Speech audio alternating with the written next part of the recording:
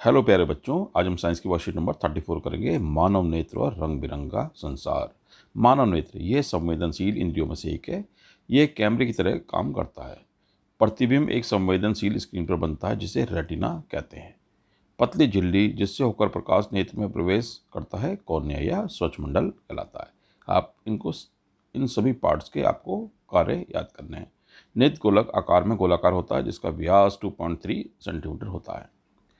नित गोलाकार होता है जिसका व्यास लगभग 2.3 सेंटीमीटर होता है। क्रिस्टल लेंस की उपस्थिति रेटिना पर विभिन्न दूरी पर वस्तु को समायोजित करने में मदद करती है।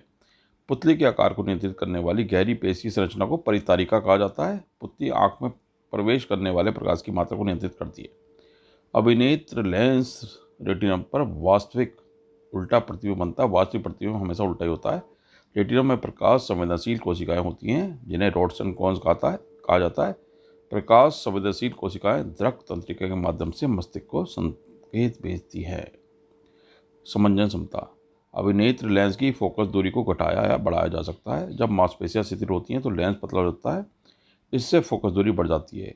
इससे दूर की वस्तु को देखने में मदद मिलती है। इसी प्रकार जब नेत्र लेंस मोटा हो जाता है, फोकस दूरी कम हो जाती है और हम पास की वस्तुओं को देखने में सक्षम होते हैं। समंजन क्षमता को फोकस दूरी को समायोजित करने के लिए लेंस की क्षमता के रूप में परिभाषित किया गया है। यानी एक लेंस से हमारे तो एक ही लेंस है दोनों आंखों में, एक इसमें, तो हम दूर की चीज़ों को आराम से देख सकते हैं सिर्फ समंजन क्षमता की वजह से। वह न्यूनतम दूरी जिस पर वस्तु विशेष को स्पष्ट रूप से देखा जा सकता है, स्पष्ट दृष्टि की अल्पतम दूरी कहलाती है।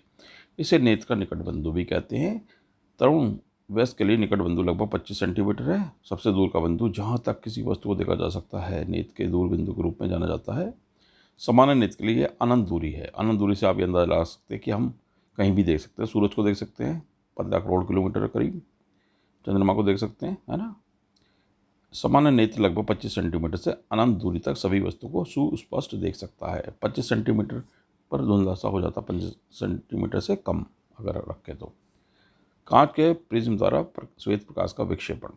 जब प्रकाश प्रिज्म पर पड़ता है तो वह आपतित प्रकाश को रंगों की आकर्षित पट्टी में विभाजित कर देता है। देखे गए रंगों का क्रम विबग्योर यानी बैंगनी, इंडिगो, नीला, हरा, पीला, नारंगी और लाल रंगों की इस पट्टी को स्पेक्ट्रम के रूप में जाना जाता है। अतः आपतित प्रकाश के विभिन्न रंगों में विभाजित होने को विक्षेपण कहते हैं। यह विभाजन प्रकाश किरणों के विभिन्न कोणों पर झुकने के कारण होता है। बैंगनी प्रकाश सबसे अधिक झुकता है जबकि लाल प्रकाश सबसे कम झुकता है। इन दोनों की परिघटना प्रकाश के विक्षेपण के कारण होती है। प्रकाश विक्षेपण के कारण बने इन 7 रंगों के बैंड को स्पेक्ट्रम कहा जा सकता है। यह आप स्पेक्ट्रम देख सकते हैं जिसे विबग्योर किया जाता है। नीचे से है शुरू: violet, indigo, blue, yellow, orange, green, orange, red. स्वयं का आकलन करें। मानव नेत्र में निम्नलिखित भागों के कार्य लिखिए। रेटिना, कॉर्निया, परितारिका, छड़ और शंकु। भाई रेटिना का ये रख सकते हैं।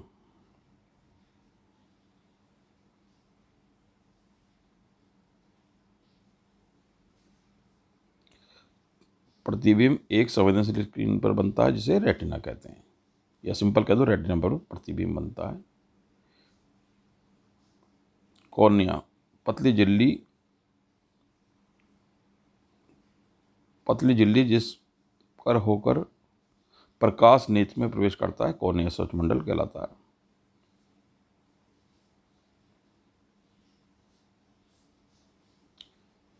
पुतली के आकार को नियंत्रित करने वाली गहरी पेशीय रचना को परितारिका कहा जाता है। यहाँ से लिख लीजिए यहाँ तक।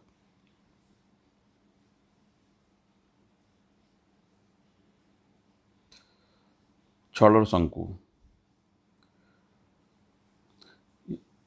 रेटिना पर बड़ी संख्या में दंड यानी छड़ और शंकु होते हैं जो प्रकाश संवेदी होते हैं। दंड या छड़ रंगों को नहीं पहचानते पर शंकु रंगों के प्रति संवेदनशील होते हैं। ये लाल, हरे और नीले रंग के प्रति विशेष रूप से सुराही होते हैं। समंजन क्षमता को परिभाषित करें। क्या है नेत्र के निकट बिंदु और नेत्र का दूर बिंदु?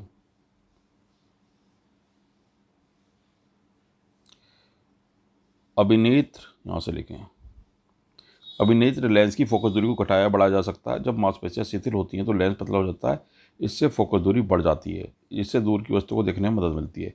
इसी प्रकार जब लेंस मोटा हो जाता है तो फोकस दूरी कम हो जाती है और हम पास की वस्तु को देखने में सक्षम होते हैं। समंजन क्षमता को फोकस दूरी को समायोजित करने के लिए लेंस की क्षमता के रूप में परिभाषित किया जाता गया है।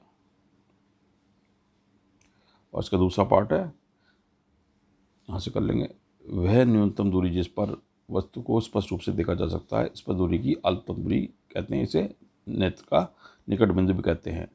तरुण वयस्क के लिए निकट बिंदु लगभग 25 सेंटीमीटर है। सबसे दूर का बिंदु जहाँ तक किसी वस्तु को देखा जा सकता है नेत्र बिंदु के दूर बिंदु के रूप में जाना जाता है। सामान्य नेत्र के लिए अनंत दूरी पर है। यहाँ से यहाँ तक कर देना इसको।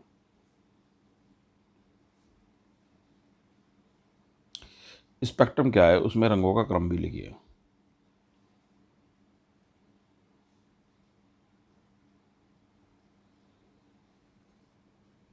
यहाँ से कर ले, जब प्रकाश प्रिज्म पर पड़ता है तो ये आपतित प्रकाश को रंगों की आकर्षित पट्टी में विभाजित कर देते हैं। देखे गए रंगों का क्रम विबग्योर ओर होता है। बैंगनी, इंडिगो, नीला, हरा, पीला, नारंगी, लाल रंगों की इस पट्टी को स्पेक्ट्रम के रूप में जाना जाता है।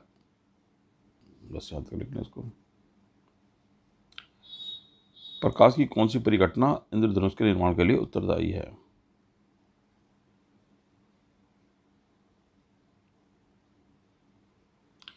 इंद्रधनुष की परिघटना प्रकाश के विक्षेपण के कारण होती है। इस तरह से आपने ये वर्कशीट कंप्लीट की। If you have any problem you can ask in comment section.